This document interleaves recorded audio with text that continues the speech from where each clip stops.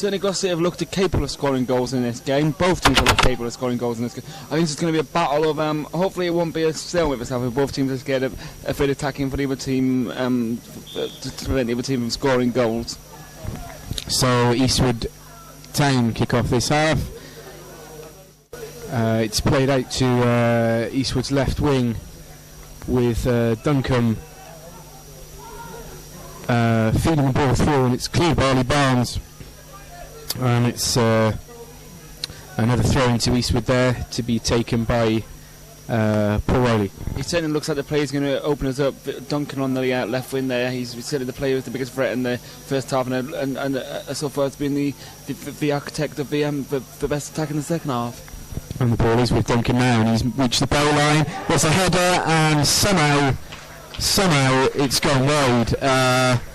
There was Ollie Barnes there and Stevenson both going for the ball. They both ended up on the floor. Looked to be in quite some pain there, but I don't know. That looked like it might have been heading in the back of the net. Tamblyn finds Morford down the right wing. Morford with his back to goal, back to Tamblyn, feeds it through.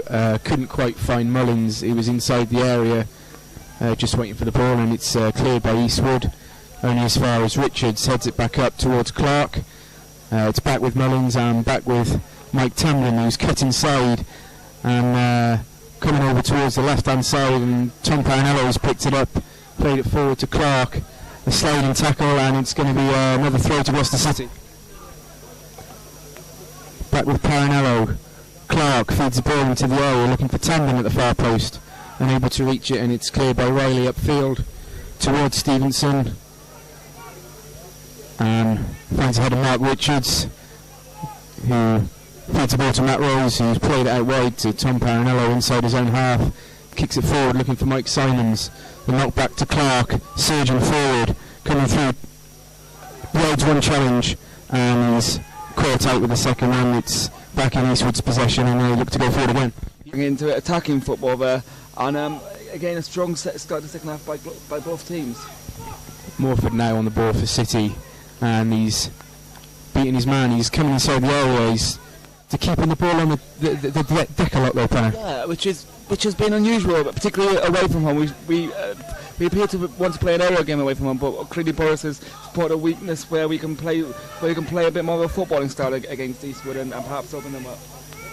And Morford's now found himself through on goal. He has a shot, and it's 2-1 to Gloucester. Will Morford, his first goal of the season for Morford.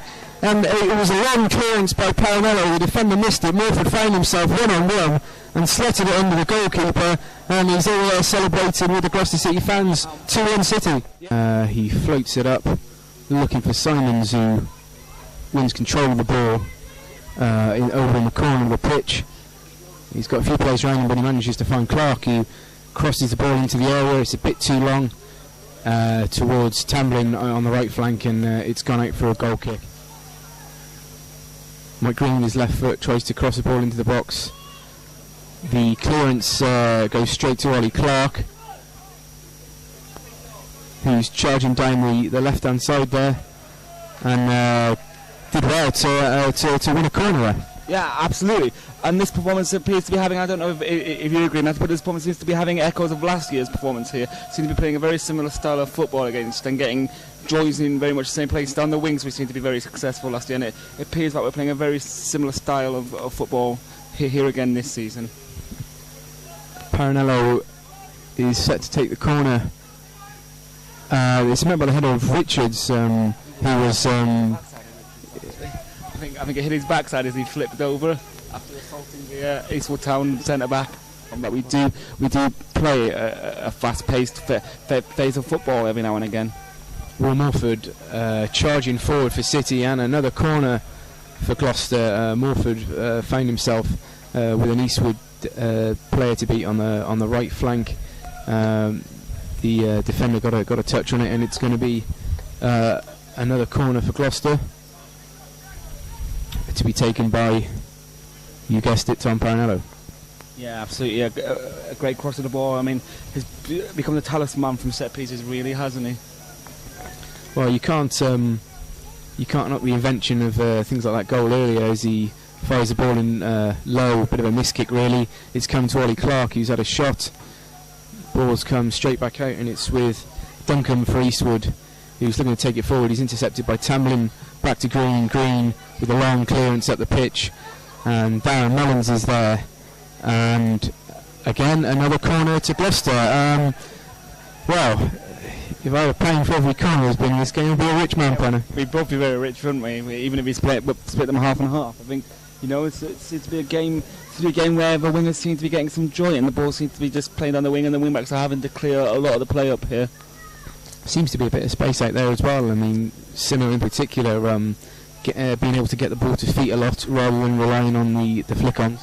Yeah, absolutely. And Simmer holding the ball up in his usual way and bringing other players into the game.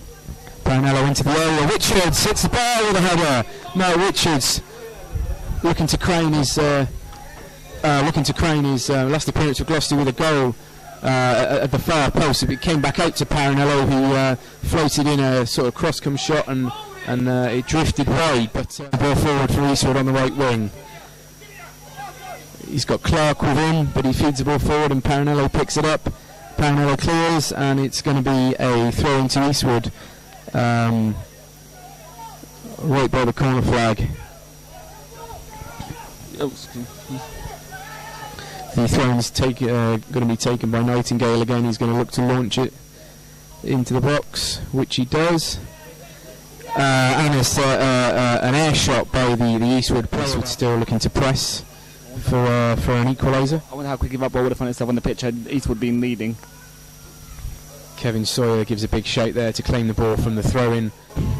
Eastwood fans urging their players to hurry up and get on with the throw. It's going through to the middle to Simpson, played back, and the referee's played up, and that's it. It's full time, and it's those 4 minutes full ball. It's 2-1 Gloucester City. The final score, 3 points for City today. Great result. Yeah, fantastic result. First away points of the season for City. Great attacking game, end to end in the first half. Perhaps a deserved win from Gloucester because Eastwood didn't really show anything in the attacking third. They got forward well, but didn't really show any cutting edge in front of goal. And I think the last couple of minutes were a fun example of that, where they were trying to push forward, but just couldn't find a man in a white and black shirt. Well, fantastic 3 points here today at Eastwood Town for Gloucester City, and it's a real indication of how far we've come on from last season. That we can, I mean, really, you know, we were under a bit of pressure, but it never really looked in too much danger, did it? No, did it? No, never looked in danger. I didn't think at one point that Gloucester were going to give up the goal to lose them 3 points. And, you know, it's a fantastic defensive display and great attacking display. I mean, a great display all over the pitch, really, from the boys. Very fantastic. How we should be playing away from home rather than the hoof it. We played it along the ground, opened Eastwood up at the opportunities that we could, and a fantastic display from all 11 players on the pitch there. Well, Mark Richards just going over to the jubilant Gloucester City fans, waving goodbye as he marks his last appearance for the club with a superb victory, and the Gloucester fans chanting "There's only one Mark Richards," and all the Gloucester City players going over there thanking the fans, which is win or lose is something that's that we regularly see, Penner, and it's great to see the players do that, whether they get the 3 points or not. I think it's great, and I think it's greatly appreciated by the fans as well. You know, regardless of the performance on the pitch, the players will always acknowledge the fans, and not something always seen by clubs at this level. Well, certainly not, and it is much appreciated. And David Mayhew's still got the team out there, and he's A.D.